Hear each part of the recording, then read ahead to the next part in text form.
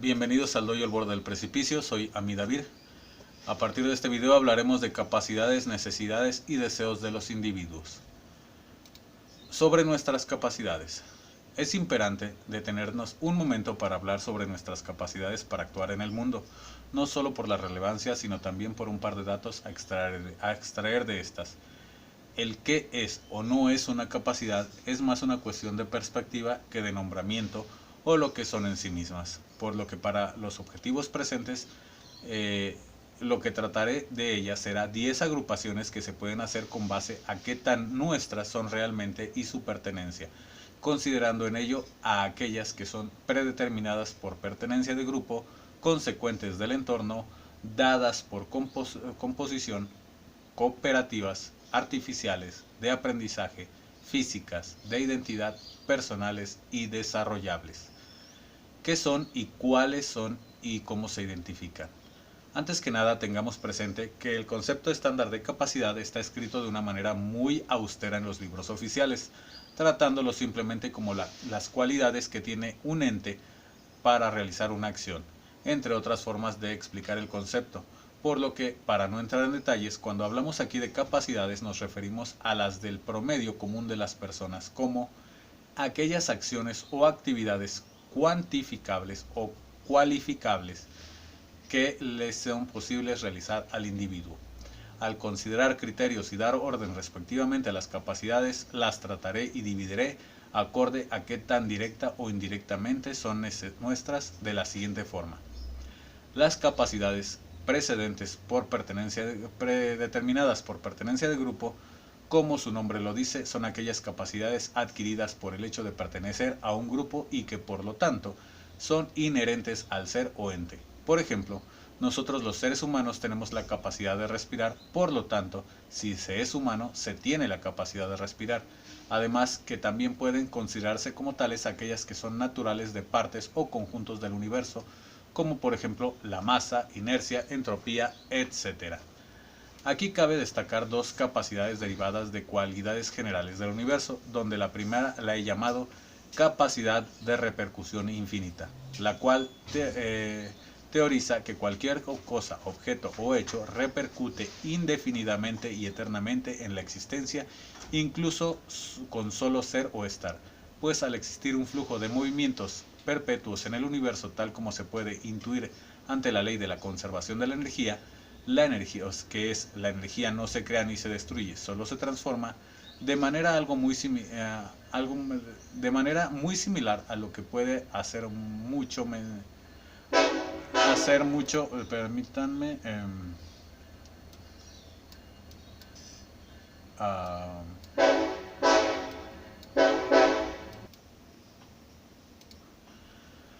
perdón, de manera muy similar a lo que desde hace mucho mencionaba el llamado efecto mariposa, que tiene origen en el filósofo alemán Leibniz y su teoría de la armonía preestablecida.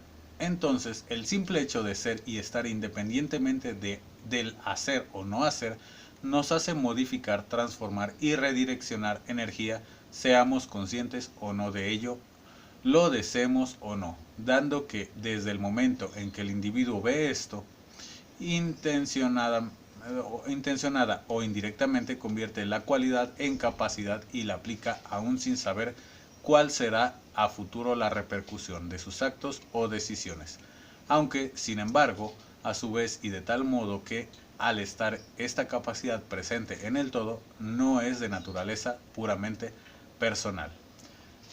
Entre muchos comentarios y pensamientos que pudiesen surgir a partir de esta capacidad-cualidad, creo que en lo personal algo destacable es que nosotros como individuos terminaríamos estando atados a que una vez comprendida esta regla, intuyamos que en nuestra relación entre existencia, el futuro de la misma y nuestros actos u omisiones siempre habrá repercusiones y que mientras más entendimiento tengamos de las reglas de la mecánica de ello, más probabilidad y efecto podemos imbuir en nuestras acciones hacia lo que deseamos o necesitamos. Desde donde, para dar un ejemplo de las repercusiones que aún ante vidas con clara tendencia a la omisión de acciones y o aislamiento puede darse, Basta observar la influencia y efecto que en Japón han producido aquellos que llevan vidas encaminadas al hikikomori, resumidamente aislamiento o autoencierro voluntario, o al kodokushi, resumidamente en la vejez cortar lazos y aislarse para morir en soledad por razones voluntarias o involuntarias. La segunda capacidad que dentro de esta clasificación también deseo destacar es la que he llamado exponencialización infinita de series, la cual es bastante distinta a la anterior, pero no menos relevante para lo presente.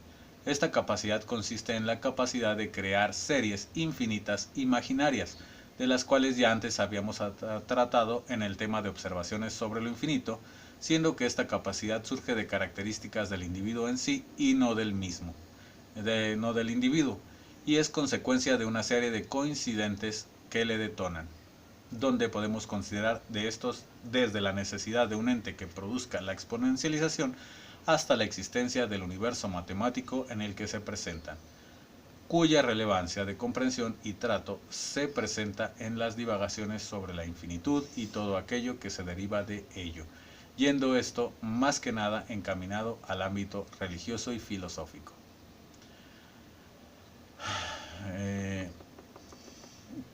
Capacidades consecuentes del entorno.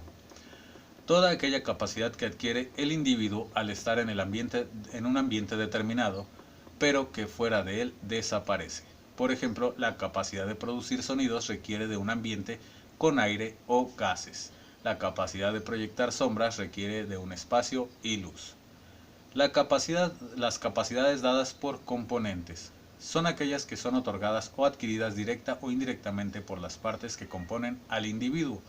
Por ejemplo, nuestra capacidad de regeneración, ya que esta es una capacidad celular y es en consecuencia de que ellas se regeneran que tenemos dicha capacidad.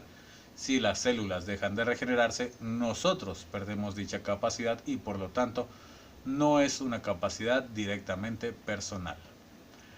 Capacidades cooperativas. Las capacidades otorgadas o heredadas por la acción o presencia dentro de un grupo de individuos, tales como obtener dinero, organizar asociaciones, construir objetos que conlleven tecnologías o enseñanza, etc.